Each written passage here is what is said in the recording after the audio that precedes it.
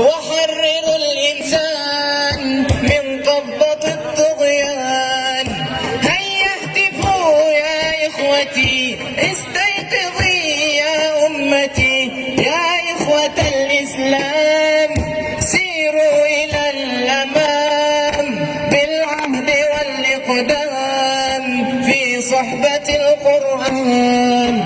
النور في أيدينا وربنا يحمينا، قرآننا يهدينا في ساحة الإيمان. هيا ارفعوا القرآن وحطموا الأوثان، وحرروا الإنسان من قبضة الطغيان.